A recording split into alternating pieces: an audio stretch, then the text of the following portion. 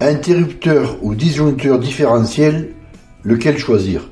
Quelle est la différence entre un interrupteur et un disjoncteur différentiel? Premièrement, ces deux appareils exercent une protection différentielle, c'est-à-dire qu'ils analysent et mesurent en permanence le courant qui circule dans le circuit qu'ils protègent. S'ils détectent une différence de potentiel, c'est qu'il y a un courant de défaut ou courant de fuite. Ils vont donc instantanément déclencher et couper l'alimentation électrique. Fuite de courant sur la lave-linge. Carrosserie et habillage de beaucoup d'appareils électriques, et notamment les lave-linges, sont reliés à la prise de terre. Donc déclenchement instantané en cas de défaut d'isolement.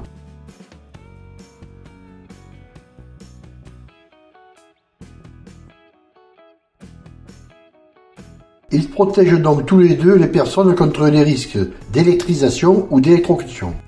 L'interrupteur différentiel protège donc les personnes sur ces risques dans un circuit qui lui est dédié. Le disjoncteur différentiel, lui, a en plus de la protection différentielle, une fonction supplémentaire, une protection magnétothermique contre les courts-circuits et les surintensités. Alors pourquoi ne pas utiliser uniquement des disjoncteurs différentiels?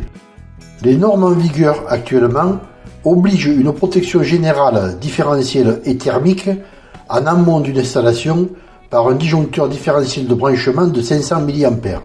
En aval, par une protection indépendante des différents circuits de l'installation domestique contre les courts-circuits et les surintensités par des disjoncteurs divisionnaires magnétothermiques. On considère donc qu'un interrupteur différentiel 30 mA suffit pour protéger les personnes en amont de chacun de ces différents circuits.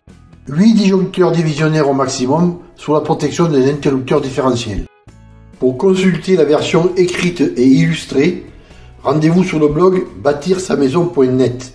Abonnez-vous pour être informé des futures publications. Si cette vidéo vous a plu, n'hésitez pas à liker en cliquant sur l'icône j'aime. Merci.